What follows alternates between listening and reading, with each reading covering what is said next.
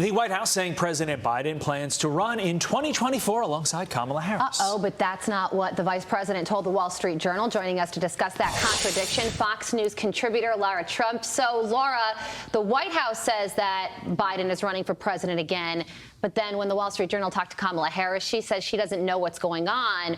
What do you make of this? Well, having gone through 2 presidential campaigns, I can tell you guys that the second one campaign ends, you are planning for the next one. So certainly there are a lot of people talking about this. I think the problem is that the Democrats have sort of woked themselves into a corner here. Obviously, with Joe Biden and Kamala Harris, no Democrat in their right mind would want either of these two anywhere near a presidential ticket because they have done a terrible job leading our country. You see that they have basically destroyed America in less than a year in office. Then you have less than a year away. Basically, the Democrats in imminent danger of losing the majority in the House and the Senate. They know that the midterm elections are going to be incredibly tough for them.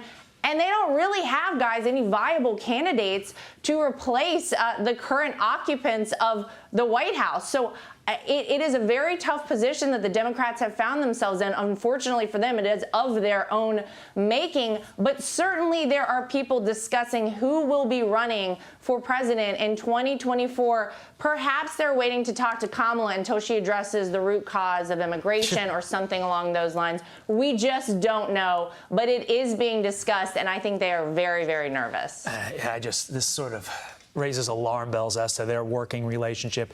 If this is a leak or if this is a slip up, it is just a disaster. I want to get your thoughts on this. The White House saying it's Republicans' fault. They want to keep prices high. They want to keep rising to hurt President Biden. They're a fan of inflation. Let's take a listen to the acting White House press secretary yesterday.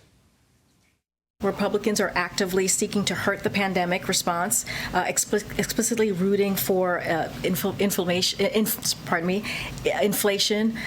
to get worse, and so they are blocking what we're trying to do for the American people.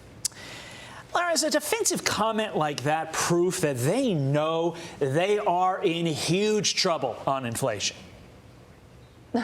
Yeah, I think you're exactly right, Todd. I mean, look, nobody wants to see inflation continue to rise. This is hurting the American people. It is weakening our country every single day. Obviously, the press secretary there was having a hard time getting the words out because even she knows that that's a little bit ridiculous that anyone would want to see this trend continue. Now, does it paint a very clear picture as to what you get under Republican leadership like we had with President Donald Trump when we had an economy that was soaring, when we had so many people working, unemployment at record low numbers, versus Democrat leadership under Joe Biden and Kamala Harris and the Democrat Party, where you see where we are now so quickly after they took control of things. It's really been tough for people out there. Prices continue to rise, gas prices, everything else is more expensive that you have to deal with on a daily basis. It is unsustainable for people. They can't get their basic needs met. So no one wants to see this continue, but it certainly paints a clear picture as to what you get with Republicans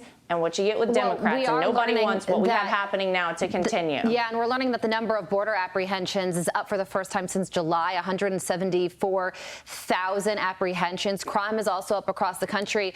The Biden administration is blaming the pandemic on both fronts. And I mean, when you look at the poll numbers, I just don't think that the American people are buying it at all.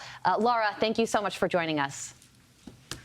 Thanks, guys. Good to see you. Have a great weekend. And to your point, I think you're going to hear it's Republicans' fault. Let's blame them. Let's blame the pandemic. They're going to do this. They're not going to take the blame themselves. And as a result, I think the American people see through that. And that's going to hurt them 2022.